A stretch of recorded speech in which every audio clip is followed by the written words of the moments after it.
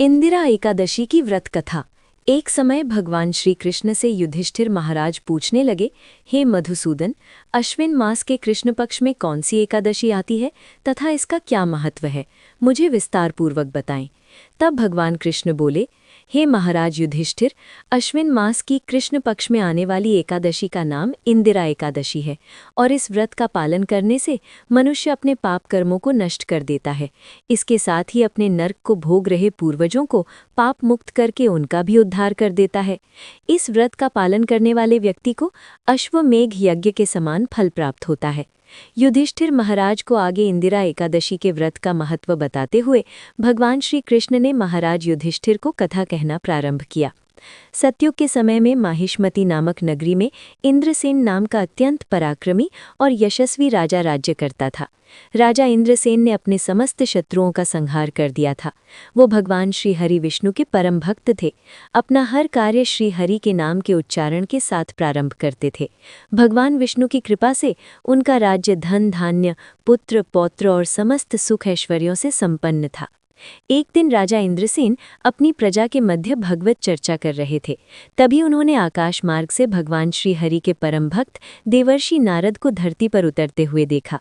राजा ने अपने दोनों हाथ जोड़कर नारद मुनि को प्रणाम किया और उन्हें अपने महल में पधारने का आग्रह किया। महल में राजा इंद्रसेन ने नारद मुनि को उचित आसन प्रदान किया और उनका आदर सत्कार किया। राजा के इस आतिथ्य से प्रसन्न होकर नारद मुनि ने राजा इंद्रसेन से 3 प्रश्न किए। हे राजन, क्या आपके राज्य के 7 अंग कुशल हैं?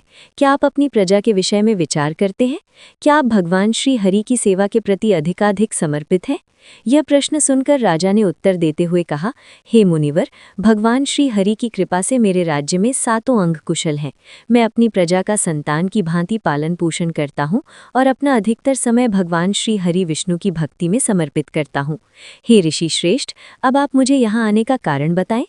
तब नारद मुनि बोले, राजन, जब मैं ब्रह्मलोक से यमलोक में पहुंचा तो वहां मैंने यमराज की सभा में आपके पिता को देखा। उन्हें वहां देखकर मुझे अत्यंत आश्चर्य हुआ। जब मैंने उनकी यमलोक में उपस्थिति का कारण पूछा तब मुझे ज्ञात हुआ कि वो तो अत्यंत ही धार्मिक राजा थे, परंतु उन्होंने एकादशी व्रत का पारण समय से पहले ही कर दिया था, इसलिए उन्हें यमलोक की यातना भुगतनी पड़ रही है। उन्होंने आपके लिए एक संदेश भेजा है।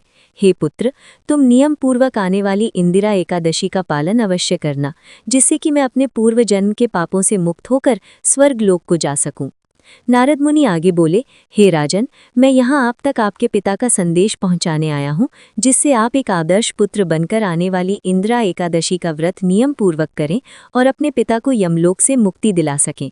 नारद मुनि की बात सुनकर राजा इंद्रसेन जिज्ञासापूर्वक पूछने लगे, हे मुनिवर, इस एकादशी का व्रत और इसका पालन कैसे करूं? कृपा करके आप मुझे ये ज्ञान प्रदान करें। तब नारद मुनि बोले, अश्विन मास के कृष्ण पक्ष में आने वाली ये इंदिरा एकादशी है। दशमी के दिन भगवान विष्णु की श्रद्धापूर्वक पूजा अर्चना करें, अपने पूर्वजों को यज्ञ आहुति अर्पित करें, दशमी के दिन अन्न ग्रहण ना करें तथा भूमि पर शयन करें। एकादशी के दिन ब्रह्म मुहूर्त में उठकर भगवान के आगे एकादशी व्रत का संकल्प करें। अपराह्न में भगवान श्री हरि के विग्रह शालिग्राम जी की पूजा करें, भगवान को भोग लगाएं, अपने पूर्वजों को भोग अर्पित करें। इसके बाद उस भोग को गाय को अर्पित करें। इसके बाद रात्रि में श्री हरि का भजन कीर्तन करें। एकादशी के दिन पूरे भक्ति भाव से ब्राह्मणों को भोजन कराएं और पारण के समय स्वयं भी भोजन ग्रहण करें। इस प्रकार इंद्रियों को संयम में रखते हुए एकादशी व्रत का पालन करें। ऐसा कहकर नारद मुनि वहां से अंतर्ध्याय हो गए। राजा इंद्रसेन ने नारद मुनि के बताए अनुसार इंदिरा एकादशी के व्रत का पालन किया। तब आकाश से पुष्प वर्षा होने लगी और राजा ने स्वयं आकाश मार्ग से अपने पिता को स्वर्ग की ओर प्रस्थान करते हुए देखा।